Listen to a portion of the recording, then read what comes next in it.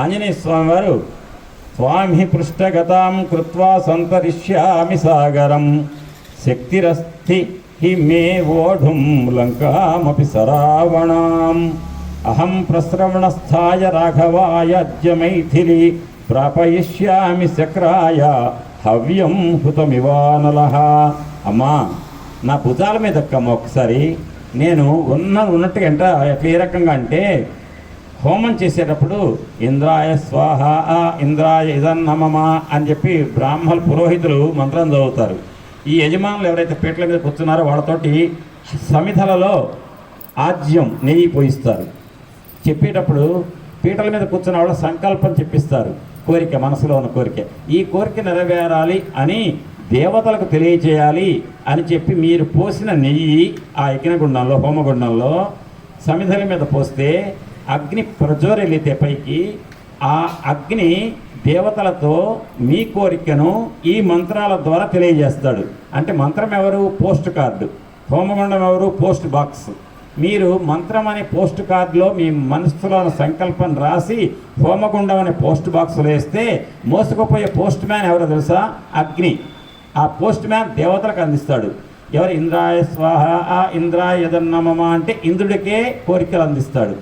వరుణాయ స్వాహ వరుణాయ యదన్నమమ అంటే వరుణదేవుడికే ఇస్తాడు. ఏ భగవంతుడు ఏ దేవతకు మీరు కోరికను తెలియజేసుకుందాం అనుకుంటే వాళ్ళకే ఆ కోరికను అందిస్తాడు. అందించే పోస్ట్ మ్యాన్ ఎవరంటే అగ్నిదేవుడు. పోస్ట్ డబ్బాలకు రంగు ఏముంటుంది? పోస్ట్ డబ్బాలు ఆకుపచ్చ రంగా, ఎరుపు. అగ్నిదేవుడికి రంగు ఏంటి? అంతే కదా. అంటే దేవతల పోస్ట్ మ్యాను, మన పోస్ట్ బాక్స్ రెండు ఒకటే రంగు. ఆ రకంగా కోరికలు తెలియచేస్తారే. అట్లా హవ్యాన్ని అగ్నిదేవుడు ఇంద్రుడికి అందించినట్లుగా నేను అగ్నిస్వరూపిణైనటువంటి సీతమ్మ నిన్ను దేవేంద్రుడి కంటే గొప్ప అయినటువంటి మహానుభావుడు రామచంద్రమూర్తికి అందిస్తానమ్మా నేను అన్నాడండి. ఆ మాట అగ్ని మన కోరికలను దేవేంద్రుడికి ఎట్లా అందిస్తాడో అట్లా నేను అగ్నిని, నువ్వెవరు? సీతమ్మవు. అగ్నిస్వరూపిణైన సీతమ్మను నేనేం చెప్పాను మీకు గుర్తుందిగా? హనుమ అంటే ఏం చెప్పాను? ఈ కింది దవడ పై దవడ కలిపి రెండు దవడల మధ్యలో నాలుక అనేటువంటి తాడుతో కనుక మధిస్తే రెండు కొయ్యల మధ్యలో రాపిడి వల్ల అగ్ని పుట్టినట్టుగా మన దవడల మధ్య నాలుక ఆడటం ద్వారా మాట బయటికి వస్తుంది. నాలుకను కట్టేశారనుకోండి, మాట్లాడతారా? మాట్లాడలేరు. రెండు దవడలు, ఆ దంతాల స్పెషలిస్ట్ ఉంటాడు, డెంటల్ డాక్టర్, ఆయన ఏదో పెట్టాడు అనుకోండి నోట్లో, మాట వస్తుంది. మీ పళ్ళు టెస్ట్ చేయడం కోసం నోట్లో వాడు పెడతాడు, పెట్టి కదలకుండా చేస్తాడు. అప్పుడు మీరు మాట్లాడగలుగుతారా? తీయండి అని సైగ చేస్తారు. తీసిన తర్వాత సార్ ఒక 2 నిమిషాలు ఆగండి డాక్టర్ గారు అంటారు. అంటే అర్థం మీ మాట రావాలి ఎవరికైనా అంటే ఏం కదలాలి? దవడలు కదలాలి, నాలుగు కదలాలి. చెప్తున్నాడు కోరిక, సీతమ్మలో ఉన్న కోరికను ఎక్కడికి పట్టుకెళ్తున్నాడు? దేవత. ఎవరా దేవత? రాముడు. అట్లా ఇక్కడ అహం ప్రశ్రవణస్థాయ రాఘవాయాజ్య మైథిలి ప్రాపయిష్యామి శక్రాయ హవ్యం హుతమివానలః అన్నాడు. ఇంద్రుడి దగ్గరికి అగ్నిదేవుడు హవ్యం తీసుకెళ్ళినట్టుగా నేను నిన్ను నా భుజం మీద కూర్చుంటే నిన్ను రాముడి దగ్గర తీసుకెళ్తా. అంటే ఈ హనుమ ఎవరు మోసుకెళ్ళి? ఆయన అగ్ని. అట్టాన్ని అనగానే పృష్ఠమారోహమే దేవి, అమ్మా నా వీపు మీద ఎక్కమ్మా. మా వికాంక్ష సశోభనే మన్విచ్ఛ రామేణ శశాంకేనేవ రోహిణి అన్నాడు. అంటే నా వీపుని ఎక్కమ్మా, రోహిణిని చంద్రుడికి చేర్చినట్టుగా నిన్ను రామచంద్రమూర్తి దగ్గరికి చేరుస్తా అన్నాడు. అనగానే నీ కోతి బుద్ధులు పోనిచ్చుకోలేవా హనుమా అన్నది. ఎందుకు? నువ్వు ఉన్నది ఇంత, నువ్వు నీ వీపు మీద ఎక్కమంటావు. నా పరిమాణం, నా సైజు అంతా, నీ ఒళ్ళు ఎంత ఉంది? ఇంత. అనగానే ఓహో అమ్మకి నేను చిన్న స్వరూపంలో ఉన్నా కదా, అందుకని నా విలువ తెలవట్లే అని ఒక్కసారిగా నన్ను పట్టుకొని కోతి బుద్ధి పోనిచ్చుకో అంటుందా అమ్మ అని ఒక్కసారిగా పెరిగాడు. పెరిగినప్పుడు దాన్ని రకరకాలుగా చెప్పారు రాత్రి. అందులో ఒక చిన్నది ఏంటంటే చుక్కలు తలపువ్వులుగా, అంటే తన నెత్తి మీద నక్షత్రాలే పువ్వుల్లాగా అయినంతగా పెరిగాడు. చుక్కలు తలపువ్వులుగా, లేదా కొంతమంది ఏమంటారు తెలుసా? చుక్కలు మొలపూసలుగా, ఇంకా పెరిగిపోయాడు. అంటే చుక్కలు మొలపూసలు వచ్చినాయంటే మొలలో కట్టుకున్నటువంటి పూసలు అంటే అర్థం చుక్కలను దాటి వెళ్ళాడు పైకి. ఇంకా తలన్నా కొంచెం కింద పైన ఉంటుంది కాబట్టి తలలో పూల్లాగా ఆంజనేయుడికి భాషించే అంత పెరిగాడు. చుక్కలు తలపూవులుగా అక్కజముగమేను పెంచి అంబర వీధిన్ వెక్కసమై చూపట్టిన అక్కోమలి ముదము నొందిన ఆత్మస్థితికిన్. ఆ పంచముఖాంజనేయ స్వామి యొక్క రూపం చూసి అమ్మ పొంగిపోయిందట, ఒక్కసారిగా భయపడింది కూడా. హనుమా, నీ వైభవం తెలవక కాదు తండ్రి, నువ్వు ఏమైనా చేయగలుగుతావు ఈ లోకంలో. నువ్వు మొయ్యలేంది ఏంటయ్యా, నువ్వు 800 మైళ్ళ సముద్రాన్ని ఆవు కాలు గిట్ట మోపితే వచ్చే గుంటలో ఉన్న నీళ్ల గుంట ఎంత ఉంటుందో అంతగా చేసినవు. 800 మైళ్ళ సముద్రాన్ని దాటిన మహానుభావుడివి. కాబట్టి నువ్వు తీసుకెళ్ళలేవని కాదు, కానీ నువ్వు అంత చిన్నన్నావంటే శరీరం అయితే చిన్నగా ఉందన్నా కదా, ఇంత పెద్ద శరీరం అయితే నేను ఎట్టెక్కనయ్యా, ఎక్కడ కూర్చోనయ్యా, జారిపడిపోనా నీ వేగానికి అన్నది అని. అప్పుడు సంభాషణ సాగుతుంది. ఆ సమయంలో మీతోటి నేను ఆ పంచముఖాంజనేయ స్వామి యొక్క రూపాన్ని సీతమ్మ స్తుతించిన మాట అనిపించా. ఒక్కసారి మేడనండి. నమస్తే దేవదేవేశ, నమస్తే దేవదేవేశ, నమస్తే రాక్షసాంతక, నమస్తే రాక్షసాంతక, నమస్తే వానరాధీశ, నమస్తే వానరాధీశ, నమస్తే వాయునందన, నమస్తే వాయునందన, నమః త్రిమూర్తి వపుషే, నమః త్రిమూర్తి వపుషే, నమః త్రిమూర్తి వపుషే, నమః త్రిమూర్తి వపుషే, వేదవేద్యాయతే నమః, వేదవేద్యాయతే నమః, నమస్తే లోకనాథాయ, నమస్తే లోకనాథాయ, సీతాశోకాపహారిణి. సీతాశోకాపహారిణి. ఈ రకంగా సీతమ్మ యొక్క శోకాన్ని పోగొట్టిన మహానుభావుడా, పోగొట్టబోయే మహానుభావుడా. ఇవాళ మనం అనుకుంటే కనుక మంత్రశాస్త్రాలని కలియుగంలో రాసినవి, త్రేతాయుగంలో సీతమ్మ యొక్క దుఃఖాన్ని పోగొట్టిన మహానుభావ అని చెప్పి ఆ ఆంజనేయుడు. సీతమ్మ దుఃఖం పోగొట్టిన వాడు మనలాంటి వాళ్ళ దుఃఖం ఎంత అండి పోగొట్టడం కష్టమా?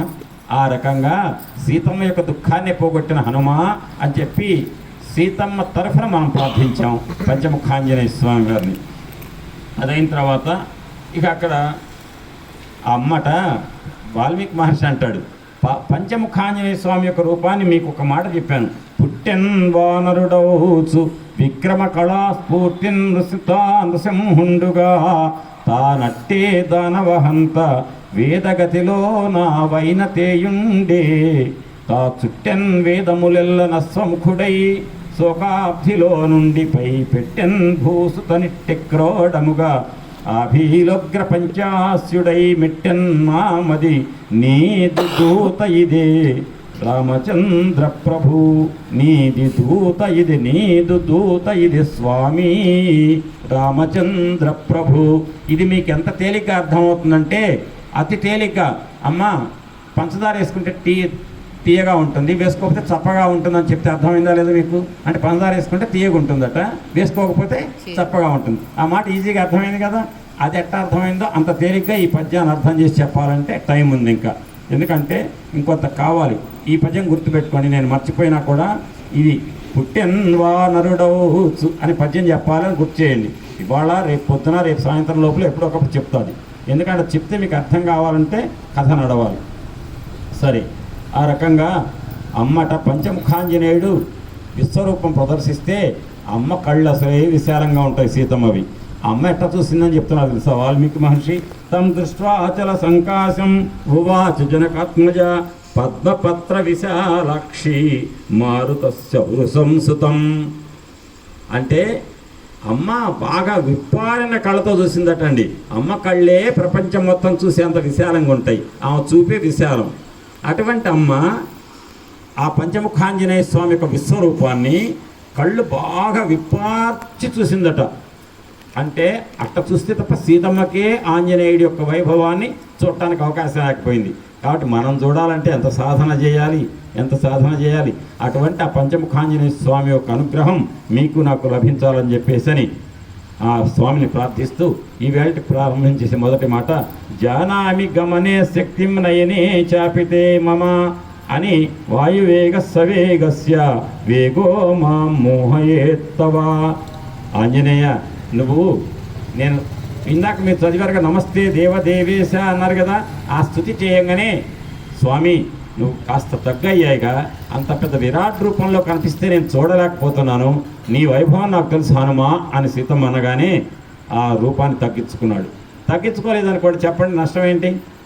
వామో ఇంత పెద్ద విగ్రహం ఆకాశం దాక్కున్నాడు, ఎవడో వచ్చాడు మన లంకలోకి అని చెప్పి తెలుస్తుంది కదా. ఆ సంగతి తెలవకుండా సీతమ్మకు వెంటనే చూపించాడు. సీతమ్మ తగ్గించుకో స్వామి హనుమ అనగానే తగ్గించుకున్నాడు రూపాన్ని. మీరు చెప్పండి, ఆ పక్కన ఉన్నారుగా అమ్మ కాపలా కాసిన వాళ్ళు, మరి వాళ్ళు చూడలేదా? వాళ్ళు ఏం చేశారు? తెల్లవార్లు వాగారు, తెల్లవారంగానే లక్షణం రాక్షసులని మీరే చెప్పారు కదా నిన్న. అంటే తెల్లవార్లు వాగి తెల్లవారగానే నిద్రపోయిన రాక్షసులు ఎందుకు నిద్రపోయారు? వాళ్ళు నిద్ర వచ్చా? అందరికీ రాదుగా. తెల్లవార్లు వాగినంత మాత్రం వెంటనే నిద్ర పడుతుందా? ట్యాబ్లెట్ వేసుకోకుండా పట్టదుగా. మరి ఎట్లా ఎందుకు పోయారు? త్రిజట భయపెట్టిందిగా, మీ కొంపలు మునుగుతాయి మీరు అనుకుంటున్నారు, ఇంకో నెల రోజుల్లో యుద్ధం వస్తుంది, రామచంద్రమూర్తి గెలుస్తాడు, రామచంద్రమూర్తి గెలిచి రావణాసురుని తీసేస్తాడు అడ్డం, అప్పుడు రాజ్యం అంతా రాముడిదే, ఆ రాముడి భార్య సీతమ్మ చెప్తే రాముడు ఏదైనా సంతకం పెడతాడు, మన ప్రాణాలు ఉండవు, మీ ఇష్టం.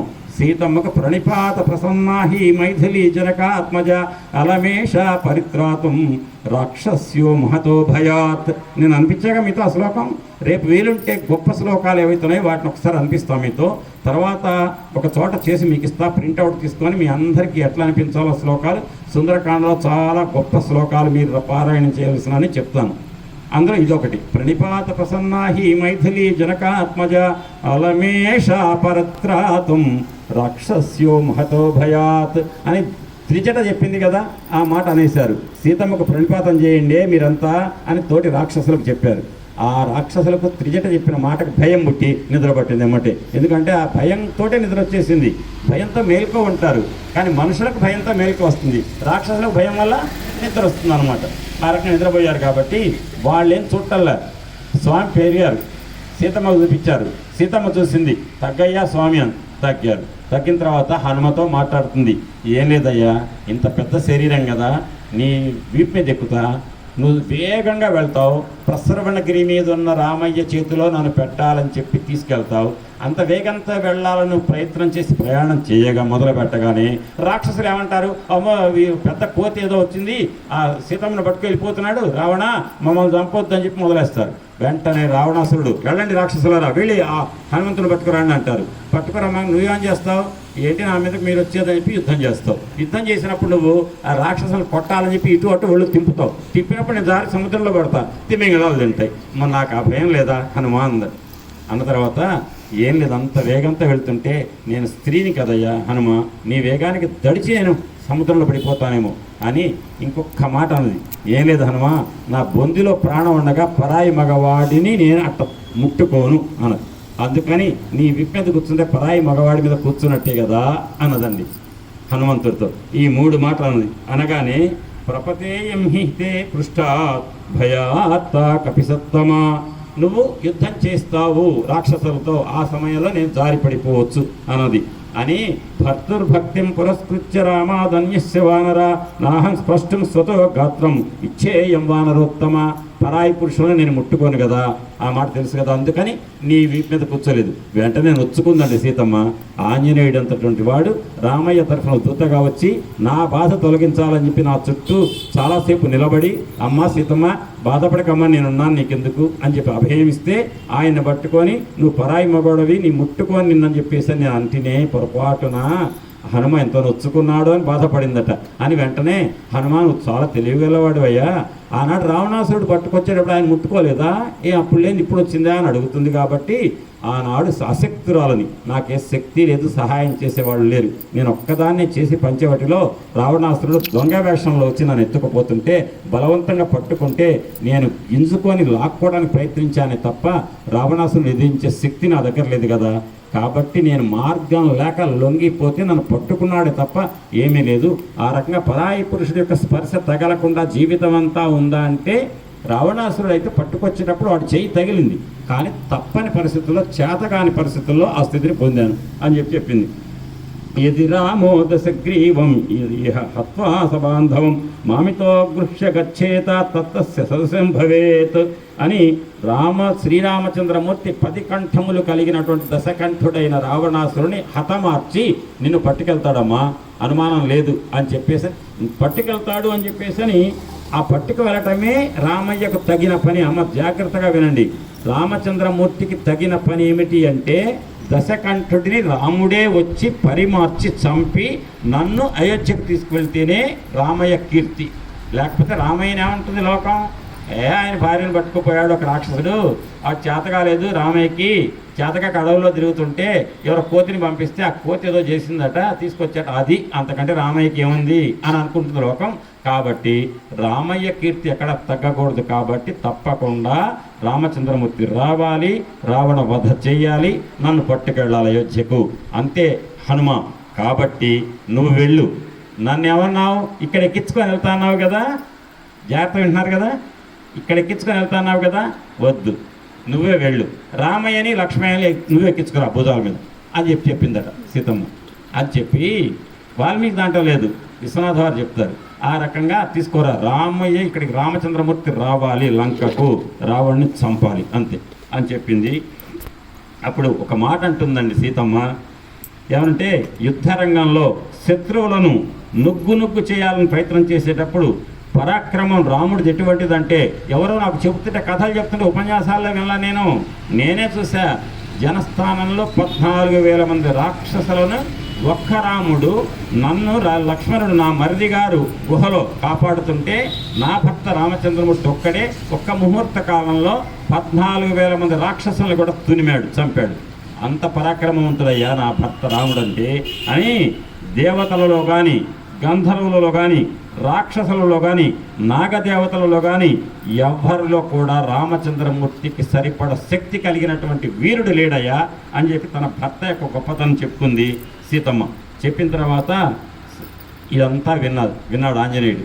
ఆంజనేయుడు ఏమన్నాడు తెలుసా అండి, అమ్మా నిజంగా ఇక్కడ నేను నిన్న ఒక మాట చెప్పాను, మీ భారతీయ స్త్రీలందరూ కూడా గర్వించేటువంటి ఒక పద్యం ఉందని చెప్పా కదా, ఆ పద్యం ఈ సందర్భంలో వస్తుంది. ఏంటంటే సీతామువాచ తత్శ్రుత్వా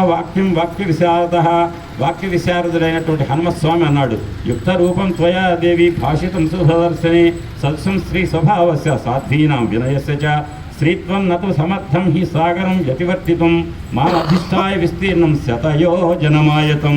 అంటే అమ్మా నువ్వు ఏదైతే మాట్లాడావో, ఒక ఆడ మనిషి, ఒక స్త్రీమూర్తి మాట్లాడాల్సిన మాటే మాట్లాడావు, నువ్వు మాట్లాడిన తప్పులేదమ్మా, నేనేం ఫీల్ అవ్వట్లేదా అని హనుమ చెప్తున్నాడు. అంటే సీతమ్మ నొచ్చుకుంటుందేమో అని. అమ్మ నువ్వు ఎందుకు నొచ్చుకుంటావమ్మా, స్త్రీమూర్తి ఒక ఆడ మనిషి మాట్లాడే మాటే మాట్లాడావు, నువ్వేమన్నావు, నువ్వు నాకు సహజంగా భయం కదయ్యా హనుమ, ఈ పెద్ద శరీరం మీద కూర్చొని సముద్రంలో వేగంగా పోతుంటే జారి పడిపోతే నన్ను తిమింగళాలు తింటాయి కదా అని అన్నావే, అది ఆ భయం సహజంగా ఆడవాళ్ళకు ఉంటుందమ్మా, కాబట్టి అదేం తప్పు పడట్లే.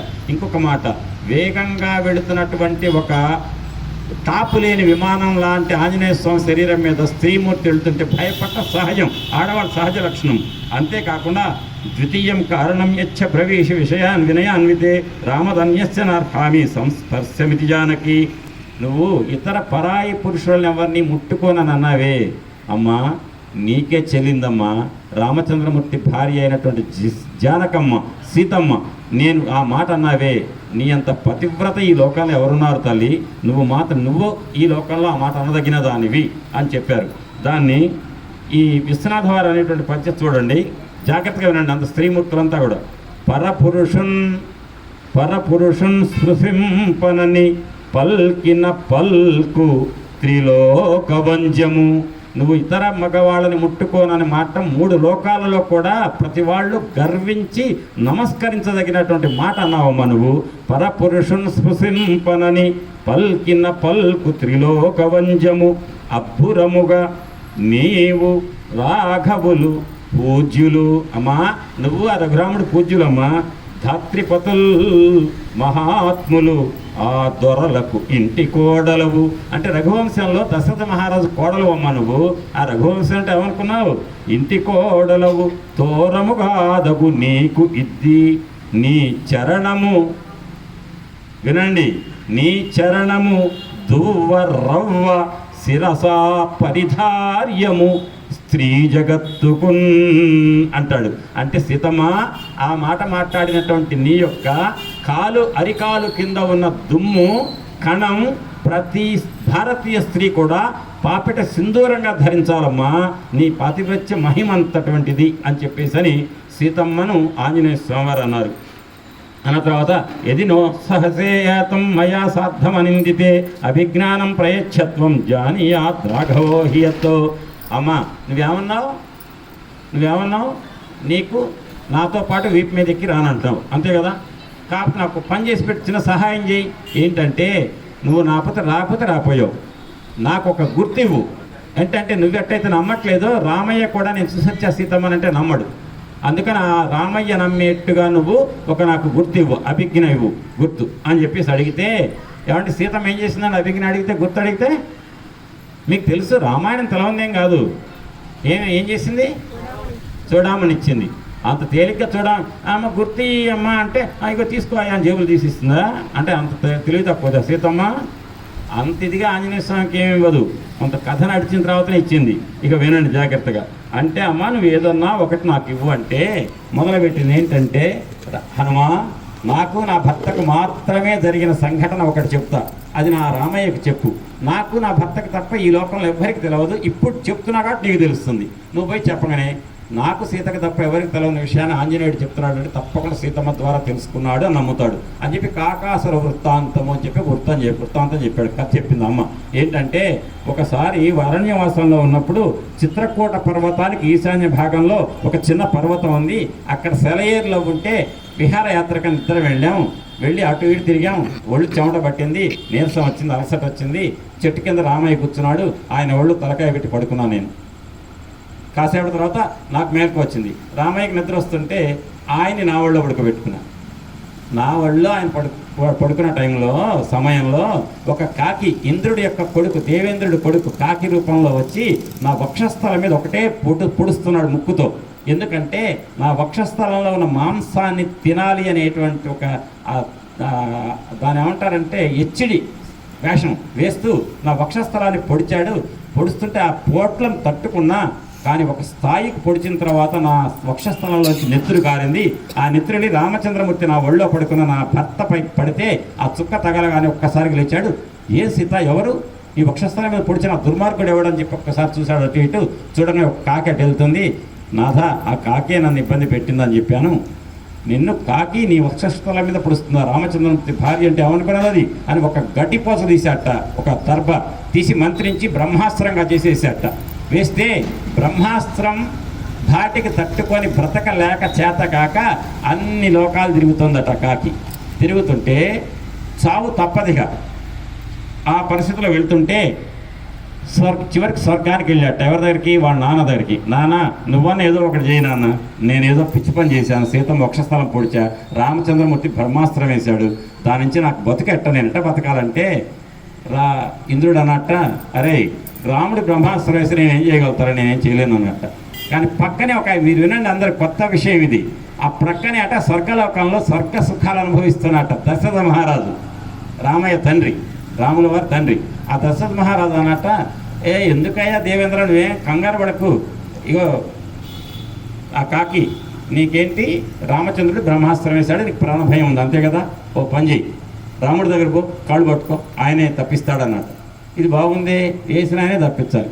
మరి ఆయనే బ్రహ్మాస్త్రం వేశాడు, ఆయన ఎందుకు తప్పిస్తాడంటే ఆయన కరుణామూర్తి అయ్యా, నాకు తెలుసు, నువ్వు వెళ్ళు అన్నట్ట.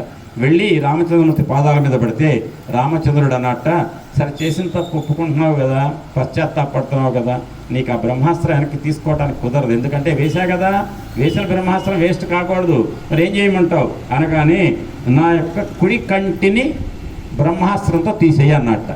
అనగానే బ్రహ్మాస్త్రం ఈ కాకి యొక్క కుడి కంటిని తీసివేయుగాక అన్నట్ట రామచంద్రమూర్తి. వెంటనే కాకి కుడి కన్ను పోయింది. అప్పటి నుంచి ఏమన్నారంటే తదా ప్రభృతి కాకానాం ఏకమక్షీతి విస్తృతం. అప్పటి నుంచే కాకులన్నీ కూడా ఒంటి కంటి అయినాయి.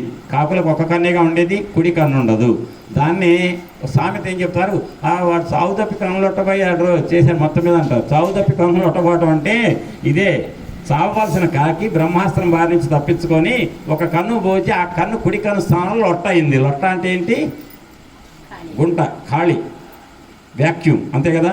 అది అంటే చావు తప్పి కన్నులు ఒట్టపోవటం అంటే అదనమాట. దాని నుంచే వచ్చింది ఆ సామెత. అంటే అర్థం ఏంటంటే పెద్ద బ్రహ్మాస్త్రం లాంటి పిడుగు పడాల్సింది వాడు కొంచెం తప్పించుకున్నాడు, రా భయ గారు తప్పించుకున్నాడు అని అనడానికి ఈ సామెత వాడతారు. అదే ఇది ఒకటి గుర్తు చెప్పు, నేను చెప్పినట్టు చెప్పు అంది ఆంజనేయ స్వామి వార్త సీతమ్మ. అమ్మ నువ్వు చెప్పింది బాగుంది, తప్పకుండా చెప్తాను అని చెప్పేసి అన్నాడు. అని మస్కృతే కాక మాత్రేతు బ్రహ్మ. మరి మా కథ చెప్పగానే ఇది తీసిచ్చింది చూడమని ఇవ్వదు సీతమ్మ, అంత తేలిక ఇవ్వదు అన్నది. ఆంజనేయ నీకు ఈ కథ చెప్పా కదా, ఈ కథ చెప్పగానే నాకు ఏదో కొన్ని ఆలోచనలు వస్తున్నాయి లోపల. ఏంటంటే మత్కృతే కాకమాత్రేతు బ్రహ్మాస్త్రం సముదీరితం కస్మాత్ వ్యోమాహరతత్వ త్వత్తః క్షమపేతం మహీపతే సకురుష్వ మహోత్సాహ కృపాం మైనరర్షభ త్వయా నాథవతి నాథాహ్యనాథాయవ దృశ్యతే. ఏం మాట మాట్లాడుతుందండి. భర్త కలిగి ఉన్న నేను భర్త లేని దానిలాగా ఉన్నాను అన్నదండి. నాథుడితో ఉండవలసిన నేను, నాథుడు ఉన్నాడు ఈ లోకంలో, ఎక్కడున్నాడో తెలియదు, అనాథగా ఉన్నాను ఇక్కడ ఎవడు రావణాసురుడి దగ్గర, నా నాథుడు ఎక్కడో ఉన్నాడు అని అంటూ ఏమోనే నాకేంటో ఒక అనుమానం వస్తుంది. ఒక కాకి నా మీద వక్షస్థలంలో పొడిచినంత మాత్రాన మా రాముడు తట్టుకోలేక నా కోసం బ్రహ్మాస్త్రాన్ని కాకి మీద వేసాడయ్యా. అది రామచంద్రమూర్తి యొక్క శక్తి. అది ఎందువల్ల వచ్చిందంటావు? నా మీద రామచంద్రమూర్తికి ఉన్న ప్రేమ అనురాగం అంతటిది. మరి ఆ ప్రేమ అనురాగం ఇప్పుడు లేదా? ఆయన భార్యనే కదా ఇవాటికి కూడా. కానీ అదే అనురాగం నా మీద ఉన్నప్పుడు, ఆయన దగ్గర బ్రహ్మాస్త్రం వేయగలిగే శక్తి ఉన్నప్పుడు, రామచంద్రమూర్తి ఎక్కడి నుంచో ఒక్కసారి నా సీతమ్మని ఎవరు ఎత్తుకుపోయారో వాడిని బ్రహ్మాస్త్రం నశింపజేయుగాక అని బ్రహ్మాస్త్రం వేయచ్చు కదా. వేయలేదు. ఎందుకు వేయలేదు? అమ్మ అందరూ వినండి పెద్దలారా, ఇది ఎంత గొప్ప మాట అంటే, ఎందుకు వేయలేదు అంటే నా దగ్గర లోపం ఉంది, నా దగ్గర లోపం ఉంది. పాపం ఫలితాన్ని అనుభవిస్తున్నా. ఆ పాపం అమ్మ గుర్తుపెట్టుకోండి, పాపాలన్నీ చేసి శివాలయంలో 100 లీటర్ల పాలు తీసుకుపోయి గుమ్మరిస్తే ఏమీ రాదు. పాపాలు పాపాలే, ఆ కౌంటే. పుణ్యాలు చేస్తే పుణ్యం అనుభవిస్తారు, పాపాలు చేస్తే పాపాలు అనుభవిస్తారు. ఒక 100 పాపాలు చేసి ఒక 1000 లీటర్ల పాలు అంటే ఒక్క చుక్క కూడా ఉపయోగపడదు అక్కడ. అంటే పాపాలు అనుభవించాల్సిందే. రేపటి రోజు చెప్తాడు రావణాసురుడి దగ్గర ఆంజనేయ స్వామి వారు చెప్తారు ఆ మాట. రేపు మంగళవారం కదా ఉపన్యాసం అయిపోయేదానికి 1 గంట ముందు చెప్తాడు. ఆ మాట వస్తుంది రామాయణంలోని. అంటే నేనేదో పాపం చేశా కాబట్టి పాపం యొక్క ఫలితాన్ని అనుభవిస్తున్నా కాబట్టి నాకు రామచంద్రమూర్తి దయామయుడైనప్పటికి కూడా, నా భర్త అయినప్పటికి కూడా నన్ను కాపాడటానికి రాలేదంటే నాకు ఇంకా అర్హత రాలేదు. నన్ను రామచంద్రమూర్తిచే కాపాడబడటానికి తగిన అర్హత ఇంకా నాకు సిద్ధించలే. కాబట్టి ఒక పెద్దదో చిన్నదో తప్పు చేశా అన్నట్టండి. అందరూ వినండి జాగ్రత్తగా. పెద్దదో చిన్నదో తప్పు చేశా అన్నదట సీతమ్మ. ఏంటో తెలుసా పెద్దదో చిన్నదో తప్పు? చెప్తున్నా వినండి. ముందు చిన్న తప్పు చెప్తున్నా. చిన్న తప్పు ఏంటంటే అరణ్యం ఆల్రెడీ చెప్పా మీకు, అయినప్పటికీ కూడా ఒక్కసారి వింటారని చెప్తున్నా. అరణ్యవాసంకి వెళ్ళేటప్పుడు సీతమ్మ రామయ్య నాథా నేను వస్తా మీతో పాటు. వద్దు సీత అన్నాడు. లేదు నేను వస్తా. ఎందుకంటే అరణ్యవాసం చేసేటప్పుడు పెద్ద పులులు సింహాలు చంపుతాయి నిన్ను కానీ నన్ను కానీ. ఎందుకు మీరుండగా నన్ను ఏ పులి సింహం ఏం చేయలేదు అంది. అంటే లేదు సీత చాలా ఇబ్బంది పడతావు, నువ్వు ఇక్కడ ఇంటి దగ్గరే ఉండు, 14 సంవత్సరాలు ఎంతట్లో తిరిగి వచ్చేస్తా అని చెప్తే ఎందుకంత భయపడుతున్నారు? మా నాన్నగారికి తెలిసి ఏమనుకుంటారు తెలుసా? మగ రూపంలో ఉన్న ఆడదానికి రామజామాతరం ప్రాప్య స్త్రియం పురుష విగ్రహం. మగ రూపంలో ఉన్న ఆడదానికి నా బిడ్డని ఇచ్చాను సీతమ్మను. పిరికివాడు, పిరికిది అంటాట. అంటే పిరికివాడు అంటానికి ఒప్పుకోడట ఇక వాళ్ళ నాన్న జనక మహర్షి. ఎందుకంటే నా బిడ్డని అరణ్యవాసంకి తోడు తీసుకెళ్ళటానికే ధైర్యం లేని ఏం మొగుడయ్యా నువ్వు అని అంటాడు మా నాన్నగారు. అని అనగానే రాముడు కాస్త నొచ్చుకున్నట్ట. ఆ రకంగా భర్తని అనకూడని మాట అన్న తప్పు చేశాను అని గుర్తు తెచ్చుకున్నాడు సీతమ్మ. అదైపోయింది. ఇంకొక మాట ఏంటంటే ఇంకో తప్పు అంతకంటే బాగా అత కూడా మనం మీకు చెప్పా. పంచవటిలో ఉన్నప్పుడు రావణాసురుడు సీతమ్మ అందాన్ని మోహించి అపహరించాలనుకున్నాడు. మారీచుడిని వెళ్ళి మాయలేడిగా వెళ్ళమన్నాడు. మాయలేడి అటు బంగారు లేడిగా వెళ్ళింది. నాకు ఆ బంగారు లేడి కావాలంది సీతమ్మ. రామయ్య బంగారు లేడి లేదు ఏమీ లేదని అనొచ్చు కదా అని తెస్తా సీత అనుకుంటూ ఉరుక్కుంటూ వెళ్ళాడు. వెళ్తే బంగారు లేడి దగ్గరికి వెళ్ళాడు. వెళ్ళగానే హా సీత హా లక్ష్మణ. ఆ ఉన్న పంచవటిలో ఉన్న వాళ్ళ దగ్గర అనకూడదు, హా రామ అనొచ్చుగా. హా రామ అక్కడ ఉంటే హా సీత హా లక్ష్మణ అనగానే లక్ష్మణ స్వామి అన్నాడు. అది పెద్ద మొట్టమొదటి మిమిక్రీ ఆర్టిస్ట్ ఆయన. కావాలన్నా మారీచుడు చేసే మిమిక్రీ నమ్మకు వదినా అంటే లేదయ్యా మీ అన్నయ్య కనుక మా అవతల ఉన్నటువంటి ఎవరన్నా చంపితే ఏదో ప్రమాదం ఉంది, మీ అన్నయ్య గారి గొంతుతోటే హా సీత హా లక్ష్మణ అంటున్నాడు. అంటే భార్య మరిది, ఆ భార్య తమ్ముడు ఇద్దరిని మీ అన్నయ్య గారు పిలుస్తున్నారంటే లేదమ్మా నమ్మకు, మా అన్నయ్య అంత పిరికివాడు కాదు, ఈ లోకంలో మా అన్నయ్యని ఎవరు ఏమి చేయలేరు. అంటే మీ అన్నయ్యని ఎవరన్నా చంపితే నువ్వు నన్ను చేరదిద్దామని ప్రయత్నిస్తున్నావా లక్ష్మణ అని అంటే, తల్లి నిన్ను తల్లిగా చూసే నేను అట్లా అనుకుంటావునమ్మా, నేను వెళ్తున్నామ్మా, నీతో ఆ మాట పడిన దానికంటే నేను వెళ్ళటం మంచిదని చెప్పి వెళ్ళిపోయాడు. అంటే సీతమ్మ ఆ మాట అనకపోతే లక్ష్మణుడు వెళ్ళాడు, వెళ్ళకపోతే రావణాసుడు ఎత్తుకోపోలేడు, ఎత్తుకోకపోతే లంకకి పర్యటన ఆంజనేయ స్వామి సుందరకాండ ఉండదు, మీరు పెట్టేది లేదు, నేను చెప్పేది ఉండదు ఉపన్యాసం. అంటే మీరు పెట్టించాలి, నేను చెప్పాలి ఉపన్యాసం, సుందరకాండ జరగాలంటే సీతమ్మని ఎత్తుకోపోవాలి రావణాసుడు. అదంతా ఎందుకు జరిగింది? కలియుగంలో మందలపల్లిలో సుందరకాండ ఉపన్యాసం కోసం కాదు కదా. త్రేతాయుగంలో సీతమ్మను అపహరిస్తేనే రామయ్యకు కోపం వచ్చి ఆ రావణాసురుడిని చంపితే, రావణాసురుడు తదుపరి జన్మలో శిశుపాలుడిగా పుడితే 3 పాపపు జన్మలు రాక్షస జన్మలు అయిపోయి మళ్ళీ వైకుంఠంలో ద్వారపాలకుడిగా వెళ్ళవలసినటువంటి ఒక ప్రణాళిక ఉంది. కాబట్టి అది జరగాలంటే సీతమ్మ, రామా నువ్వు నా భర్తవి, ఈ జన్మలో నాకు నువ్వు మామూలు దొరకలేదయ్యా, ఎవరి మీద కోపం నీకు తిట్టినా కోపం వచ్చేట్లేదు, నీకు కోపం రావాలంటే నన్ను ఎత్తుకుపోవాలంటే నేను అరణ్యానికి రావాలి, కాబట్టి నేను వస్తా అని చెప్పి ఒప్పుకోడేమో అని మా నాన్నగారు నిన్ను మగ రూపంలో నాడదనుకుంటాడేమో నాథ అంటే, సరే ఎందుకు వచ్చిన వాళ్ళని పట్టుకో. ఆ మాట మాట్లాడినటువంటి సీతమ్మ మరిదిని పట్టుకొని, నీ అన్నయ్యని ఎవరన్నా కనుక చంపితే నన్ను నువ్వు చేరదిద్దాం అనుకుంటున్నావు అనేటువంటి దారుణమైన మాట మాట్లాడితే, కొడుకు లాంటి మరిదిని ఎంత పాపం అండి. ఈ 2 పాపాలు గుర్తొచ్చినాయి. వీటి వల్ల నాకు నా భర్త అంత వీర పరాక్రమ సంపన్నుడైనప్పటికీ కూడా నన్ను కాపాడటానికి రాలేదు. ఆ పాపాల నుంచి నాకు నిష్కృతి ఇంకా జరగల, సమయం కాస్తుంది హనుమా. కాబట్టి నువ్వు రామచంద్రమూర్తికి నా యొక్క బాధ, నా స్థితి మొత్తం చూసావు కదా, రావణాసురుడు ఎట్ట మాట్లాడాడో అదంతా తెలియచెప్పు అని అడిగింది అనమాట. అప్పుడు భ్రాతురాదేశమాదాయ లక్ష్మణో వా పరంతప కస్య హేతోర్నమాం వీర పరిత్రాది మహాబల. లక్ష్మణస్వామి ఎంత వీరుడు, ఎంత పరాక్రమవంతుడు. అటువంటి పరాక్రమ సంపన్నులైనటువంటి లక్ష్మణస్వామి నా భర్త రామచంద్రమూర్తికి అంత శక్తి ఉండి కూడా నన్ను కాపాడటానికి రావటం లేదు అంటే, నాకేదో నేను చేసిన పాపం నన్ను వెంటాడుతుంది, కాబట్టి వాళ్ళకి త్వరగా తెలియచేయి అని ఉవాచ శోక సంతప్త హనుమంతం ప్లవంగమం. ఆ రకంగా సీతాదేవి హనుమంతుడి మధ్య జరుగుతుంటే హనుమస్వామి ఓదారుస్తున్నాడు. అప్పుడు అంటుందట సీతమ్మ, హనుమ కౌసల్య లోకభర్తారం సుషివేయం మనస్విని.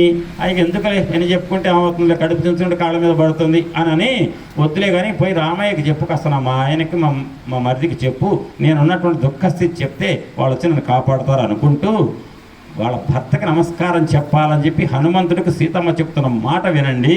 ఆ శ్లోకం కౌసల్య లోకభర్తారం సుషువేయం మనస్విని తం మమాధ్యే సుఖం పృచ్ఛ శిరసాభిధావాదయ.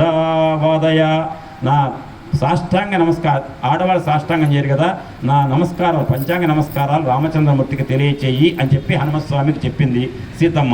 ఎవరికి చెప్పింది, ఎవరికి చెప్పమన్నది నమస్కారం? కౌసల్య లోకభర్తారం అంటే లోక మొత్తాన్ని భరించే లోకభర్త అంటే ఎవరు? లోక మొత్తానికి భర్త ఎవరు? రామచంద్రమూర్తి మహావిష్ణువు లోకభర్త. కౌసల్య పుట్టిన తర్వాత లోకభర్త అయ్యాడా, లోకభర్తయే కౌసల్య కొడుకుగా పుట్టాడా చెప్పండి?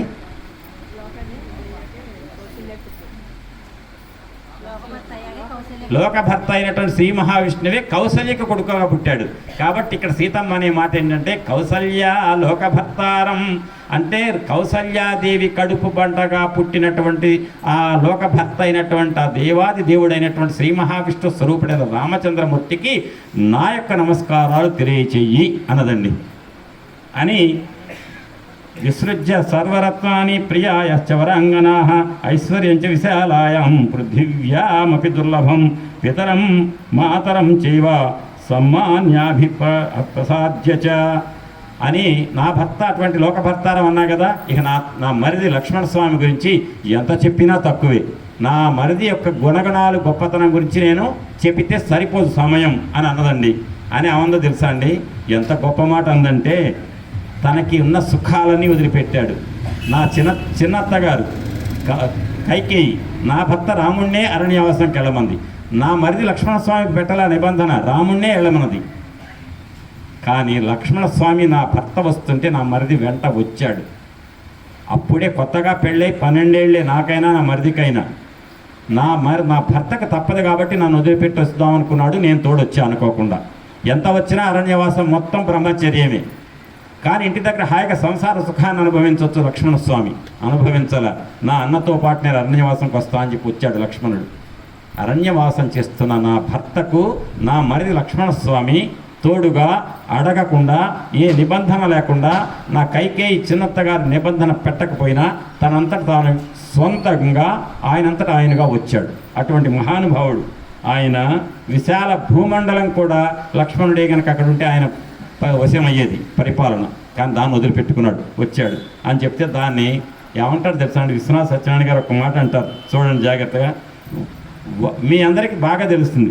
వడ్లతో తట్ట ఎండెడుపకి దినతడు వచ్చి ఇచ్చట మాతోడ పాట్లుబడెడు అన్నకేమియు పట్టద అనుజు నీవు కొంచెముగా చూచుచుండుముకో విధమణి.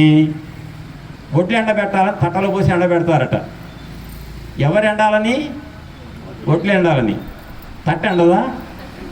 మీ ఉద్దేశం ఒడ్లు ఎండాలని. తట్ట అట్నే రామచంద్రమూర్తికి అరణ్యవాసం చేయవయా అని చెప్తే ఒడ్లని రామచంద్రమూర్తి మాత్రమే అరణ్యవాసం చేయకుండా అవసరం లేని లక్ష్మణస్వామి కూడా వచ్చాడు. ఎట్లా అంటే ఒడ్లు ఎండబెట్టడానికి తట్టలో పోస్తే తట్ట కూడా వడ్లతో పాటు ఎండినట్టుగా నా మరిది లక్ష్మణస్వామి కూడా నానా ఇబ్బందులు పడ్డాడు అరణ్యవాసంలో అని చెప్పాడు అని చెప్పి విశ్వనాథ వారు రాస్తారు పద్యం.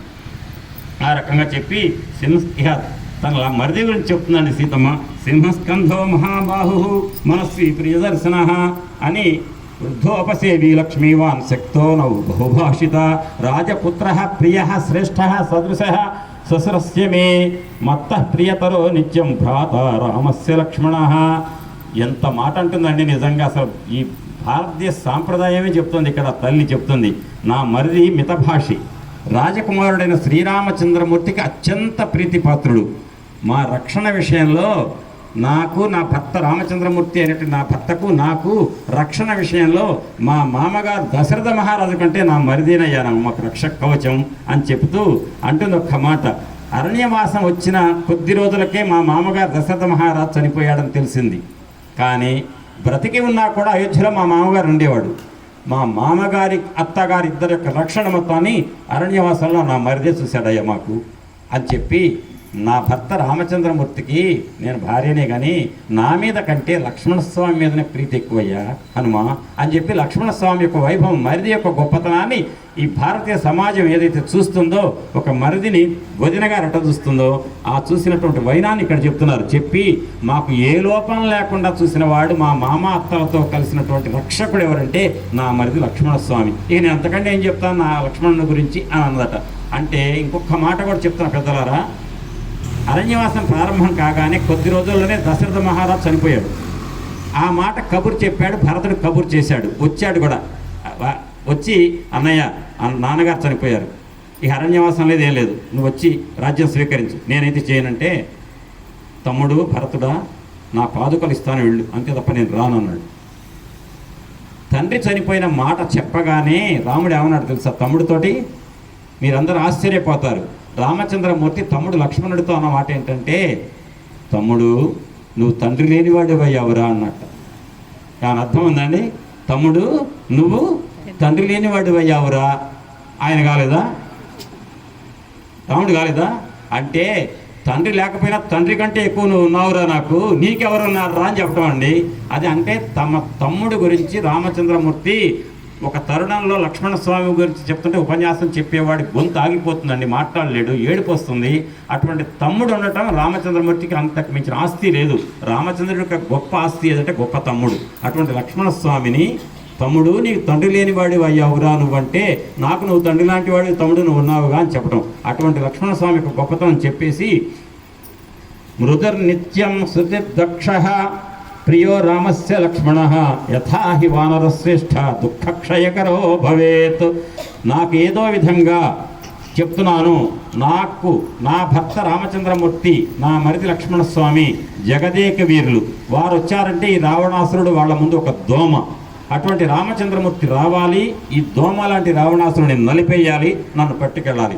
వాళ్ళు రావాలంటే నా రామచంద్రమూర్తికి సర్వసమర్థత ఉన్న నా మరిదైనటువంటి లక్ష్మణస్వామి ఇక్కడికి వచ్చే విధంగా ఒక కార్యక్రమాన్ని రూపొందించి ప్రణాళిక వేయాలంటే నువ్వు తప్ప ఈ లోకంలో ఈ సమర్థుడు లేడు అని చెప్పిందండి. ఇంకొక మాట ఎందుకు అన్నదో కొద్దిగా ముందుకెళ్తే తెలుస్తుంది. ఒక డౌట్ ఎక్స్ప్రెస్ చేస్తుంది, ఒక అనుమానం. అది కూడా చాలా విచిత్రంగా ఉంటున్నాం అనే డౌట్లు.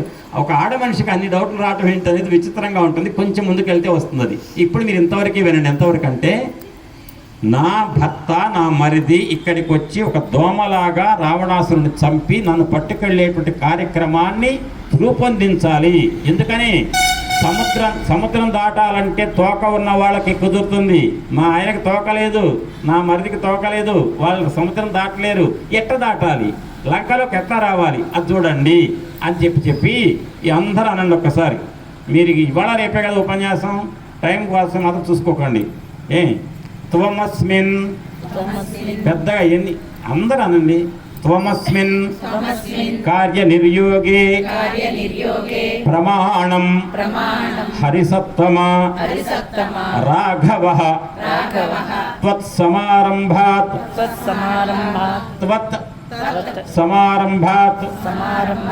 మయి యత్నపరో భవేత్. ఈ శ్లోకం కొద్దిసేపు ఇంకొక 5 నిమిషాలు ఇంకో శ్లోకం వస్తుంది. ఈ 2 శ్లోకాలు ఆంజనేయ స్వామి గుడి చుట్టూ 40 రోజుల ప్రదక్షిణాలు, 108 ప్రదక్షిణాలు అంటారు సరే, అప్పుడు అనవలసిన శ్లోకం అన్నమాట ఇది. ఇక్కడ దీని అర్థం ఏంటంటే, రామచంద్రమూర్తి నా భర్త, నా మరిది లక్ష్మణస్వామి నన్ను కాపాడటానికి, నన్ను తీసుకువెళ్ళటానికి ఇక్కడికి లంకకు వచ్చి రావణాసురుని చంపి నన్ను అయోధ్యకు పట్టుకెళ్ళటానికి కావలసినటువంటి కార్యాచరణ పథకాన్ని రూపొందించి ప్లాన్ వేయాలంటే ఈ లోకంలో నీకంటే బుద్ధిమంతుడు ఎవరు లేరు. అంత మైండ్ సెట్ ఉన్న వాళ్ళు, అంత వేయగలిగే ప్లానర్ లేరు. ఇంటి ప్లాన్ వేయడం కాదు, లంకకి రాముడు రావడానికి, లక్ష్మణుడు రావడానికి ప్లాన్ వేయటం, అంత ప్లానింగ్ వేయగలిగే శక్తి ఉన్నవాడు నువ్వే అని చెప్పి ఈ శ్లోకం చెప్తుంది. అని ఇదం భూయాశ్చమే నాథం సూరం రామ పునః. కాబట్టి పదే పదే నొక్కి చెప్పు నా భర్త రామచంద్రమూర్తికి. ఏం చెప్తావు అంటే, హనుమ నా భర్తకు నువ్వు అన్నీ మర్చిపోయినా పర్లే, ఒక్కటి మాత్రం చెప్పు. ఏంటంటే, ఈ జీవితం ధారయిష్యామి మాసం దశరథాత్మజ ఊర్ధ్వం మాసాన్న జీవేయం సచ్చేనాహం బ్రవీయతే. అంటే నాకు రావణాసురుడు 2 నెలలు గడువు పెట్టాడు. 2 నెలల లోపల భార్య కనుక కాకపోతే 61వ రోజు ప్రొద్దున పూట నీ శరీరం ముక్కలు ముక్కలుగా కోసి పలహారశాలకు పంపిస్తా అన్నాడు. అంటే నాకు రావణాసురుడు ఎంత ఇచ్చాడు? ఇంకా నాకు ఆయుష్ 2 నెలలు. నేను మాత్రం నెల పెట్టుకుంటున్నా. నెల తర్వాత 31వ రోజు నేను ఉంటేగా ఆయన చంపడానికి, నేను 30 రోజులే ఉంటా. అది మాత్రం రామచంద్రమూర్తికి పదే పదే చెప్పు, నొక్కి ఒక్కాణించు. ఆ మాటని 2 నెలలు పెట్టాడుగా రావణాసురుడు, చూద్దాం ఒక నెల 15 రోజుల తర్వాత ఆలోచిద్దాం అంటాడేమో, నేను నెలే బతుకుతా అని చెప్పమంది. అంతని రావణే నోపరుద్ధాం మాం నికృత్య పాపకర్మణ త్రాతుమర్హసి వీరత్వం పాతాళాదివ కౌశికీం. నన్ను ఈ క్రూరాత్ముడైనటువంటి రావణాసురుడు భయంకరమైనటువంటి మానసిక చిత్రహింసలకు లోను చేస్తూ నన్ను ఇక్కడ పాతాళం నుంచి, అంటే ఏ విధంగా బాధ పెడుతున్నాడో తెలుసు కదా, ఆ బాధల నుంచి నన్ను ఏ విధంగా తీసుకెళ్లాలంటే, పాతాళ లోకంలో దేవేంద్రుడి యొక్క ఐశ్వర్యం, ఒకనాడు దేవేంద్రుడు పాపం చేశాడు, ఉత్తరాసుడు అనే బ్రాహ్మణ్ణి చంపి. ఆ పాపం వల్ల ఐశ్వర్యం అంతా పోయి పాతాళ లోకంలో ఉండిపోయింది. పాతాళ లోకంలో ఐశ్వర్యం ఇంద్రుడికి మళ్ళీ రావాలంటే బ్రహ్మ హత్యా పాతకం చేసిన దేవేంద్రుడి యొక్క పాపం పోవాలి. పాపం పోవటానికి అశ్వమేధ యాగాలు అటువంటి యాగాలు చేయించాడు విష్ణుమూర్తి. చేయించాడు, దేవేంద్రుడి యొక్క పాపాలు పోగొట్టాడు. వెంటనే పాతాళం నుంచి ఐశ్వర్యం వచ్చింది. ఇదంతా గొప్ప సబ్జెక్ట్ అంటేనండి, మీకు కనకధార స్తోత్రం చెప్తుంటే వీలుంటే రేపు చెప్తా. రేపు పొద్దున 10 ఆ ఒక్క శ్లోకం కూర్చోండి. దత్యాదయానుపవనో ద్రవిణాంబుధారాం అస్మిన్ నకించన విహంగసి సౌవిషన్ని దుష్కర్మ ఘర్మ పనీయ చిరాయ దూరం నారాయణ ప్రణయిని నయనాంబువాహ. దుష్కర్మ ఘర్మ పనీయ చిరాయ దూరం అంటే ఒంటి మీద చెడు వాసనతో ఉన్నటువంటి చెమట పట్టింది. ఆ చెమట పోవాలంటే ఫ్యాన్ గాలి కావాలి మనకు. కానీ జన్మలుగా మోసుకొస్తున్నటువంటి పాపాలు అనేటువంటి చెమట పట్టుకుంటే పుట్టటం చావటం తప్ప మోక్షం ఉండదు. ఆ మోక్షానికి అడ్డుగా ఉన్నటువంటి చెడు వాసనతో కూడుకున్న చెమట అంటే జన్మలుగా మోసుకొస్తున్నటువంటి పాపపు కర్మల యొక్క పుట్ట. ఆ పుట్ట మొత్తం పోగొట్టాలంటే ఈ ఫ్యాన్లు, జెట్ ఫ్యాన్లు ఉంటాయి కదా, పనిచేయవు. దానికి ఒక్కటే ఫ్యాను. ఏదంటే, అమ్మా నీ చూపులు అనేటువంటి గాలి గనక నా మీద ప్రసరిస్తే నా పాపాలు జన్మలుగా మోసుకొస్తున్న దుష్కర్మ ఘర్మ పనీయ చిరాయ దూరం. ఎంత దూరం? మళ్ళీ దగ్గరికి రావద్దు నా దగ్గరికి. అంటే నన్ను ఆశ్రయించకుండా ఉండేంత దూరం వెళ్ళగొట్టాలంటే ఆ పాపాలు అమ్మ యొక్క చూపులకు మాత్రమే ఉందని చెప్పి శంకరాచార్య చెప్తారు అక్కడ ఆ శ్లోకంలో. ఇక్కడ కూడా ఏమంటుంది, అమ్మ పాతాళంలో దాచిపెట్టబడినటువంటి ఇంద్రుడి యొక్క ఐశ్వర్యం ఆ పాపం మొత్తం పోతే ఐశ్వర్యం తెచ్చుకోవడానికి అర్హత వస్తుంది. ఆ పాపం అంతా కొనసాగింది అనుకోండి, బ్రహ్మహత్యా పాతకం, దేవేంద్రుడి ఐశ్వర్యం పాతాళంలోనే ఉంటుంది. ఆ పోగొట్టి అశ్వమేధ యాగం లాంటి యాగాలు చేయించి ఆ పాపాలు పోగొట్టి దేవేంద్రుడి యొక్క ఆస్తి స్వర్గ లక్ష్మి ఏదైతే పాతాళంలో ఉందో దాన్ని తిరిగి దేవేంద్రుడికి అప్పచెప్పినట్టుగా నన్ను, ఈ ఐశ్వర్యం, ఈ లక్ష్మి అనేటువంటి నన్ను, ఈ దుర్మార్గుడు ఈ పాతాళ లోకం లాంటి లోకంలో రావణాసురుడి చెరలో ఉంటే నన్ను పట్టుకొని అయోధ్యకు పట్టుకెళ్ళాలి. అయోధ్య అంటే భూమండలం, లంక అంటే పాతాళ లోకం. పాతాళ లోకం లాంటి లంకలో నేనున్నాను. ఎవరు నేను? లక్ష్మి, స్వర్గలక్ష్మి, భూలక్ష్మి, ఐశ్వర్యలక్ష్మి, రాజ్యలక్ష్మి, అన్ని లక్ష్ములు నేనే. నన్ను పట్టుకెళ్ళమని చెప్పయ్యా హనుమ అని చెప్పింది. చెప్పి అప్పుడు ఏం చేసిందంటే, అప్పుడు తతో వస్త్రగతం ముక్త్వా దివ్యం చూడామణిం శుభం ప్రదేయో రాఘవాయేతి సీతా హనుమతే దదౌ. అప్పుడు ఇచ్చిందటండి హనుమ. ఇట్ట పెట్టలే అమ్మ, ఇదిగో హనుమ తీసుకో అని ఇచ్చింది. ఎక్కడ పెట్టుకుందా మణి? చూడామణి ఇక్కడ పెట్టుకోలే, ఆ పాకెట్లో కొంగనం కూడా వేసుకుంది. అంటే పల్లెటూరులో మామూలుగా పెద్దవాళ్ళు అమ్మమ్మలు ఏం చేస్తారు? డబ్బులు అవన్నీ తాళం చేతులు బొడ్లో పెట్టుకుంటారంటే అర్థం ఏంటి? ఈ కొంగు, పవిటి కొంగు దానికి మూడేస్తారు. అట్ట మూడేసుకుందట సీతమ్మ. ఎందుకో లేకపోతే పైన కనపడదు, అది పిక్కపోతాడేమో రావణాసురుడు మళ్ళీ అని చెప్పి దగ్గర ఆ కొంగులో పెట్టుకొని అవసరం వచ్చినట్టు బాధ వచ్చినప్పుడు చూసుకుంటుంది. చూడామణిని చూడగానే రాముడు గుర్తొస్తాడట సీతమ్మకు. వెంటనే బాధ తగ్గిపోతుందట. అట్లాంటి చూడామణి ఇట్టిస్తుంటే అమ్మ హనుమ ఇట్ట పెట్టాట. నిన్న ఆయన ఏం చేశాడు? అంగుళీకం ఇచ్చాడు, అమ్మా అని ఇట్ట పెట్టాడు. ఆమె పై చేయిగా తీసుకుంది. ఇప్పుడు కూడా పై చేయి అమ్మదే. ఇట్ట పట్టుకున్నాడు ఆంజనేయుడు. తీసుకున్నాక మణిరత్నం కపివర ప్రతిగృహ్య అభివాద్యత సీతాం ప్రదక్షిణం కృత్వా ప్రణత స్వతస్థిత. ఆ చూడామణి పట్టుకున్న వెంటనే అమ్మ దగ్గర నుంచి అమ్మ చుట్టూ ప్రదక్షిణ చేసి, అమ్మ ఇక నేను వెళ్ళొస్తా అమ్మ. ఇప్పటి వరకు కూడా నేను అది ఒక మాట రాస్తారండి ఇక్కడ వాల్మీకి మహర్షి. అది తీసుకోకండి అటండి. ఆంజనేయ స్వామి వారికి ఒక్కసారి జలతరింపోయిందట ఒళ్ళంతా. బాగా జలతరించేసి ఒక్కసారికి స్థిరమయ్యాట. దీని వ్యాఖ్యాతలు పెద్దవాళ్ళు ఏమంటారు తెలుసా? నిన్న మనం 5 రోజులు బట్టి చెప్పుకుంటున్న ఉపన్యాసంలో ఉన్నటువంటి సంఘటనలు అన్నింటి క్రోడీకరించి ఇన్ని రకాల కుదుపులు. అమ్మ రావణాసుడు భార్య కనపడంగానే ఏమనుకున్నాడు ఆంజనేయుడు? మండోదరిని సీతమ్మ అనుకున్నాడు. కాసేపేమో నేను ఇంత తుంగ ప్రోద్ధ తరంగ సంక్షుభిత కాథో రాశివార్ వల్లిపై అంగల్ వేచు దాటి వచ్చి తిని గర్భాధీనత నేను కానంగా ద్వారక జానకి సతనంతంబో నిషా నిరాశ మహోత్తుంగ ప్రోద్ధ తరంగ సంక్షుభిత పాథో రాశిలో మునిగి తిని ఈ నిరాశ సముద్రంలో మునిగిపోయానని చెప్పి ఆంజనేయుడు అనుకున్నాడే. ఆ బాధలన్నీ గుర్తొచ్చినాయట. ఒక్కసారిగా బాధలు మొత్తం ఇప్పుడే ఉపశమనం అయినాయట. ఎట్లా అంటే సీతమ్మ యొక్క చూడామణి ఎప్పుడైతే ఇచ్చిందో ఆ చేతిలో పడగానే ఇన్నాళ్ళు పడినటువంటి బాధలన్నీ పోయినాయి. ఈ చూడామణి రామచంద్రమూర్తి యొక్క వియోగ బాధను కూడా పోగొట్టబోతోంది కొద్దిసేపట్లో అని ఒక్కసారి మనసు స్థిరపడిందట ఆంజనేయ స్వామి వారికి. అయిన తర్వాత అంటుంది మళ్ళీ, మణిని దృష్ట్వాతి రామో వైత్రయాణం సంస్మరిష్యతి వీరో జనన్యా మమ రచ్చ రాజ్ఞో దశరథస్య చ. హనుమ ఈ చూడామణి ఇవ్వగానే గుర్తుపెట్టుకో, రాముడు ఏమంటాడు తెలుసా? చేతిలో పెట్టుకొని, సీతమ్మ చూడామణి ఎక్కడదనుకున్నారు?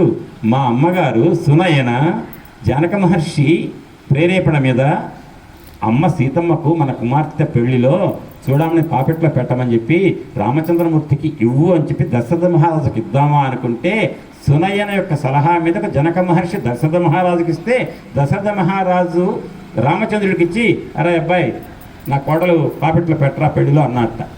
ఆ సందర్భం గుర్తు తెచ్చుకుంటుంది రాముడు గుర్తు తెచ్చుకుంటాడు అంది సీతమ్మ అని.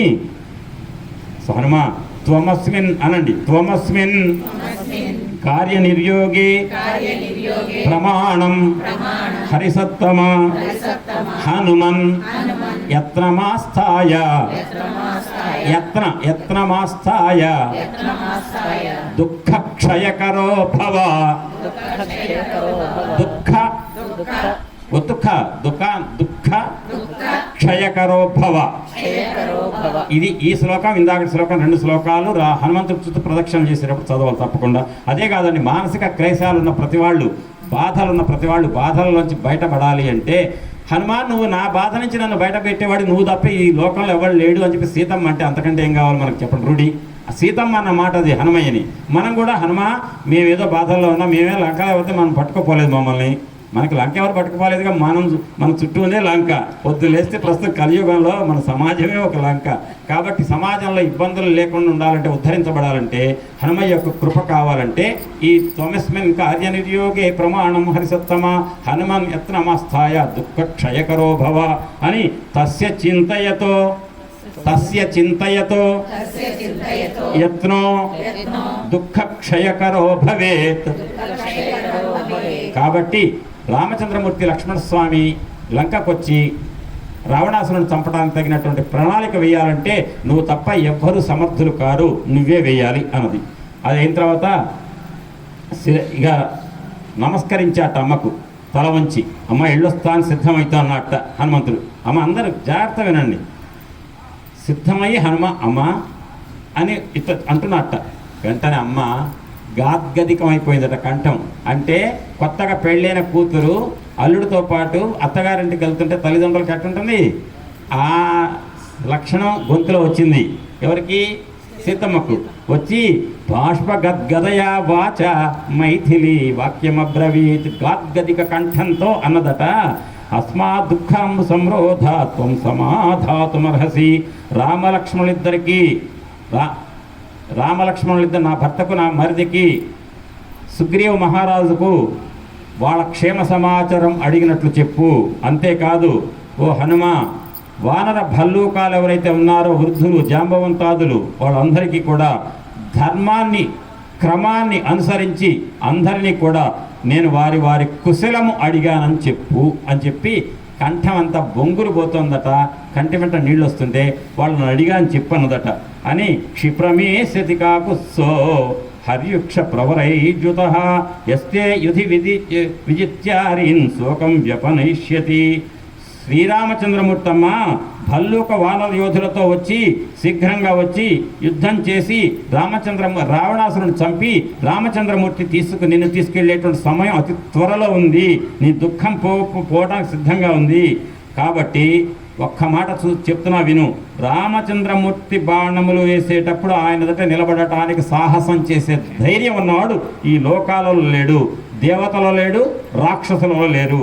ఆ ప్రభువు ఎట్లా ఉంటాడంటే, రోహిణీ కార్తెలు ఆకాశంలో కిరణాలు వెదజల్లేటువంటి సూర్యభగవానుడి యొక్క తీక్షణ కిరణాలు లాంటి బాణాలు గనక వేస్తే యమధర్మరాజు కూడా శిరస్సు వంచాల్సింది తప్ప ఏమీ చేయలేడు.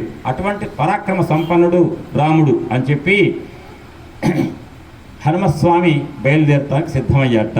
అప్పుడట అంటుందట, బిడ్డ వచ్చి అత్తగారింటికి పోతుంటే తల్లి ఏం చేస్తుంది, సరే వెళ్ళే అని చెప్పి లోపలికి పోతుందా. ఆ కారు ఎక్కడి దాకా వెళ్ళిందో, ఆ మూల తిరిగిందా, మూల తిరుగుతున్నప్పుడు చేయి ఊపుతుందా, అది కూడా చూస్తారు కదా. అట్టనే ఈ హనుమస్వామి వెళ్తా అనగానే హనుమ అంటుందట. ఏంటమ్మా, ఏంటి చెప్పమ్మా అంటే, యదివా మన్యసే వీర వసైకాహమరిందమా కస్మింశ్చిత్ సంవృతే దేశే విశ్రాంతశ్చో గమిష్యసి. ఎందుకు మమ చైవల్పభాగ్యాయ సాన్నిధ్యాత్ తవ వానర అస్య శోకస్య మహతో ముహూర్తం మోక్షణం భవేత్ అంటుంది. హనుమ వీలుంటే ఒక్క పూట ఎక్కడన్నా చాటుగా, ఎక్కడ దొంగ చాటుగా ఎక్కడన్నా పడుకోరాదు, మళ్ళీ ఒక్కసారి రేపు పొద్దున కనపడదు కానీ. అమ్మ ఎందుకమ్మా? ఎందుకంటే హనుమ నువ్వు వచ్చావు కదా, ఎంత శోకంలో ఉన్నాను తెలుసా ఈ 10 నెలల బట్టి. ఆ శోకం మొత్తం పోయిందయ్యా. నువ్వు వస్తే నీ సాన్నిధ్యం ఉండగానే నా శోకం మొత్తం పోయింది.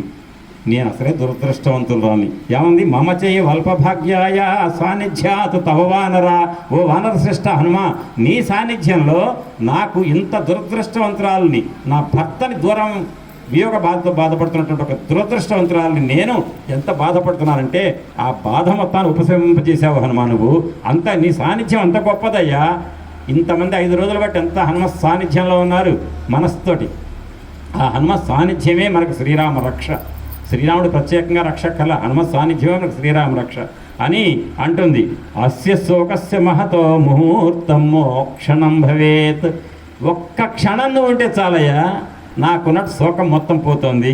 అందుకని తవాదర్శన జశోకో భూయోహం పరితాపయేత్ దుఃఖ పరామృష్టాం దీపయన్నివ వానర అయంచి వీర సందేహ తిష్టతీవ మమగ్రత.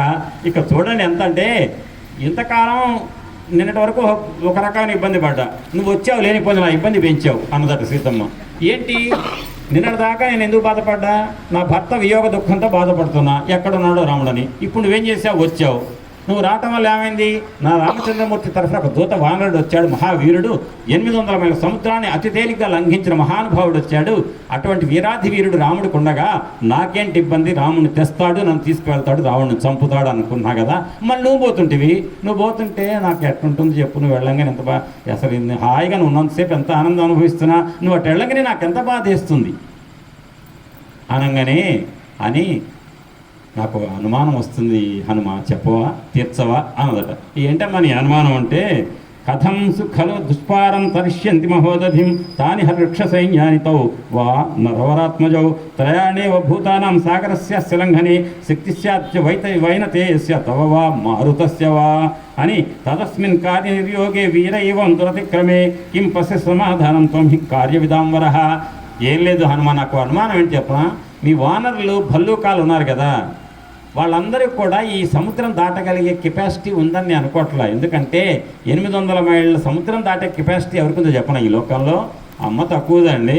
ఆమె ఏమైనా ఊరికే అక్షరాలు ఏదో పెట్టుకుంటే ఆమె 10 నెలలు అన్నం లేకుండా కూర్చున్నటువంటి ఒక అబల సబల ఆ స్త్రీమూర్తి జగన్మాత, వాయుదేవుడు, గరుత్మంతుడు, నువ్వు, మీ ముగ్గురు తప్ప 4వ వాడికి సముద్రం దాటరాదు పోమంది. మీ ముగ్గురికే వచ్చానగానే అమ్మో ఈ అమ్మకేదో నిజం తెలుస్తుంది. నేనున్న గరుత్మంతుడు అంటే విష్ణుమూర్తి వాహనం, ఇంకోటి వాయుదేవుడు మా నాన్నగారు. ఆయన ఎక్కడికి ప్రపంచంలో ఎక్కడి నుంచి ఎక్కడికైనా పోతాడు, 800 1000 మైళ్ళని 10,000 మైళ్ళని పోతాడు మా నాన్న. కాబట్టి మా ముగ్గురినే పట్టుకుంటుందంట. ఈమెకు అసలు విషయాలు తెలుసుకొని ఆమెను ఎట్ట బురుడీ కొట్టించాలని చూస్తున్నాడు. ఎందుకంటే ముందు లేకపోతే భయం పుట్టుకుంది అనుకోండి, మళ్ళీ జడ చుట్టేస్తుంది. అట్ట వేయకుండా ఉండాలంటే ఆమెకు మనోధైర్యం రావాలి. రావడం కోసం అమ్మమ్మ నువ్వు అడిగినటువంటి ప్రశ్నలకు సమాధానం చెప్తా అమ్మా అనే లోపల తదస్మిన్ కార్యనిర్యోగే నువ్వు ఏదన్నా చెయ్యి, నాకు తెలియదనమ్మా. ఈ సముద్రం దాటేట్టుగా వానరులను భల్లూకాలను రాముడు అని అంటుంది. కాదు కరెక్టే హనుమా, నువ్వు దాటుతావు బాగానే ఉంది, నీకు తోక ఉంది. గరుత్మంతుడు కూడా రెక్కలు ఉన్నాయి కాడు దాడతాడు, వాయుదేవుడు ఎట్టయినా వాయువే కాడు దాడతాడు. కానీ నా భర్త రాముడు, నా మరిది లక్ష్మణస్వామి ఎట్ట వస్తారు సముద్రం దాటి? నాకు అది అర్థం కావట్లేదు అని ప్రశ్న పెట్టింది. ఈయనకు ముందు హనుమంతుడికి అమ్మో ఏదో ఒక సమాధానం చెప్పకపోతే వెంటనే పట్టుకునేట్టే ఉందని ఆలోచించక్కర్లా చెప్తాడు. కానీ ఈ లోపల సీతమ్మ ఆమె భయం ఆమెది. అంటే సాధారణంగా ఆడవాళ్ళకు భయం ఎక్కువ, ఇటువంటి ప్రశ్నలు తలెత్తుతుంటాయి, ప్రతి దాన్ని అనుమానిస్తుంటారు. ఆ రకంగానే సీతమ్మ అనుమానించింది. కామమస్య త్వమేవైకః కార్యస్య పరిసాధనే పర్యాప్త పరవీరజ్ఞ యశస్యస్తే ఫలోదయః అని ఒక మాట అంటుంది. ఇక్కడ విశ్వనాథ వారు కూడా ఒక మాట అంటారు, విశ్వనాథ సత్యనారాయణ గారు. ఏంటంటే, ఏం లేదు హనుమ, నువ్వు ఈ రావణాసురుని చంపగలుగుతావు నాకు తెలుసు, నన్ను ఏదో రకంగా తీసుకెళ్తావు ఒక అయోధ్యకు. కానీ ఎవరు చంపాలి? రామచంద్రమూర్తి చంపితే ఆ రామచంద్రమూర్తికి కీర్తి. నువ్వు చంపావనుకో ఏమైతుందో తెలుసా అంటే విశ్వనాథ వారు చూడండి, ఈ నేను పద్యం చదివి మీకు ఇచ్చా అనుకోండి, చదవమని మీ అందరికి ఇచ్చినా మీరు కరెక్ట్గా చదవరు. ఈ చిన్న పద్యమే, నేనే గొప్పవాడని కాదు, కానీ పద్యం చదువుతున్నా వినండి. ఎట్లా చదువుతున్నానో మీరు పట్టుకోండి. బిడ్డ ఏ కార్యము చేసి పెట్టనేని, జాగ్రత్త వింటున్నారా? బిడ్డ ఏ కార్యము చేసి పెట్టనేని, బిడ్డ ఏ కార్యము చేసి పెట్టెనండ్రు, పురుషుని ప్రయోజకత్వంబు పొల్లువోవు రాముడు ప్రయోజకుల యందు ప్రథమమూర్తి అంటుంది. ఇక్కడ చూడండి, బిడ్డ ఏ కార్యము చేసి పెట్టెనేని, బిడ్డ ఏ కార్యము చేసి పెట్టెనండ్రు అంటే బిడ్డ ఏ పని చేసినా కూడా ఏమంటారా, వాళ్ళ అబ్బాయి చేశాడు, ఆయనకేమొచ్చు వాళ్ళ నాన్నకని అంటారు. అంటే ఇక్కడ ఏంటి, ఆంజనేయుడు ఎవరు? వాళ్ళ బిడ్డ. నువ్వు కనుక రావణాసురుని చంపి నన్ను పట్టుకెళ్ళావనుకో, ఏముందిలే రాముడు వైభవం ఇంతే, భార్యను ఎవడు ఎత్తుకుపోతే ఆయన ఒలగాక ఉత్పత్తిని పంపించి తెప్పించుకున్న అట్ట, అది రామచంద్రమూర్తి కీర్తి అని అంటారు. అట్ట నా భర్త కీర్తి తగ్గట్టు నాకు ఇష్టం లేదు అని చెప్పేసి సీతమ్మ అన్నది. కాబట్టి గుర్తుపెట్టుకో, నా భర్త రావాలి అని చెప్పేసి రామచంద్రమూర్తి రావాలి, రావణాసురుని సకుటుంబ సపరివార సమేతంగా చంపాలి అని చెప్పి, అది మాత్రమే నాకు శోభ, నన్ను అయోధ్యకు రామచంద్రమూర్తి పట్టుకెళ్ళాలి అంటూ ఆ రకంగా తీసుకెళ్ళటం వల్లనే రామచంద్రమూర్తి యొక్క పరాక్రమానికి కూడా వన్నె అని చెప్పింది. చెప్పి తద్యథా తస్య విక్రాంతం అనురూపం మహాత్మనః, భవేదాహవ సూరస్య తథా త్వముపపాదయ తతర్థోపహితం వాక్యం సహితం హేతు సంహితం నిశమ్య హనుమాన్ శేషం వాక్యం ఉత్తరమబ్రవీత్ అని ఇక్కడ ఏమంటారంటే అర్థవంతమైన యుక్తాయుక్తమైనటువంటి మాటలన్నీ కూడా సీతాదేవి చెబితే అవన్నీ కరెక్టే కదా ఆయన అన్నమాట. ఆయన అన్నది తప్పేమని చెప్పండి. సీతమ్మ అనుమానించవలసిన దాన్ని మనం తక్కువగా చేయాల్సిన అవసరం లేదు. కానీ హనుమంతుడు ఏం చెప్పాలంటూ ఇక్కడ ఒక మాట అంటారు విశ్వనాథ వారు. చూడండి, స్వామి వచ్చునమ్మ, జాగ్రత్త వినండి. స్వామి వచ్చునమ్మ, స్వామి తప్పక వచ్చు, స్వామి తెత్తున భుజాల మీద, స్వామిని నా భుజాల మీద తీసుకొస్తారు. రాడయేని స్వామి రమణి నన్నెంతగానేల పంపు నింత ఏల చేయు. అమ్మా, రామచంద్రమూర్తి ఎట్టొస్తాడని నీకు డౌట్ అంతే కదా, ఆయనకు తోకలేదు అంతే కదా, నేను చెప్తున్నా విను అని ఇక్కడ వాల్మీకి మహర్షి చెప్పాడు. మమ పృష్ఠగతౌ తౌ చ సూర్యచంద్ర వివోదితౌ త్వస్సకాశం మహాసత్వౌ నృసింహావగమిష్యత. మహాశక్తి సంపన్నులు నరోత్తములైనటువంటి రామలక్ష్మణులిద్దరిని కూడా నా 2 భుజాల మీద అన్నదమ్ములిద్దరిని పెట్టుకొని వస్తామని. అప్పుడు ఆమెకు డౌట్ తీరింది. ఓహో, దానికి నా భర్త ఎట్టొస్తాడు తోకలేనివాడు అంటే నీ భుజాల మీద పెట్టుకొస్తా అన్నావు, సంతోషం. నా భర్త నా మరిది వస్తారు, మరి మిగతా వానరులు వాళ్ళ సంగతి ఏంటి అని ప్రశ్న పెట్టింది. అప్పుడు ఏమన్నా తెలుసా అండి పెద్దలారు అందరు వినండి, ఎంత గొప్ప శ్లోకం ఇది. మద్విశిష్టాశ్చ తుల్యాశ్చ సంతి తత్ర వనౌకసః మత్తః ప్రత్యవరః కశ్చిత్ నాస్తి సుగ్రీవ సన్నిధౌ. అంతేకాదు, అహం తావదేహ ప్రాప్తః కిం పునస్తే మహాబలాః నహి ప్రకృష్టాః ప్రేష్యంతే హి ఇతరే జనాః అన్నాడండి ఆంజనేయ స్వామి వారు. ఎంత గొప్ప మాట అంటే, అమ్మా నువ్వేమనుకుంటున్నావు, ఉదాహరణకి ఇక్కడ ఈ కార్యక్రమం ఉందండి, నేనేదో మంచినీళ్ళు అడగాలి, ఎవరిని అడుగుతా చెప్పండి? అందరు పెద్దలే. ఎవరిని చిన్నవాళ్ళు ఎవరిని ఉంటే కనుక కొంచెం మంచినీళ్ళు అందుకో అంటాం, అంతేగాని ఆ ఊరి పెద్దలను పట్టుకొని మంచినీళ్ళు తెమ్మంటే బాగుంటుందా? అనరు కదా సహజంగా. అట్టనే సుగ్రీవ మహారాజు దగ్గర బోళ్ళు ఎంతమంది వానరులు ఉన్నారు. ఎట్లాంటి వాళ్ళు అనుకున్నావు? ఉంటే నాతో సమానమైన కెపాసిటీ, లేకపోతే నా పై లెవెల్, నాకంటే కింద లెవెల్ ఎవరు లేరమ్మా. ఈ శ్లోకం అదే అర్థం.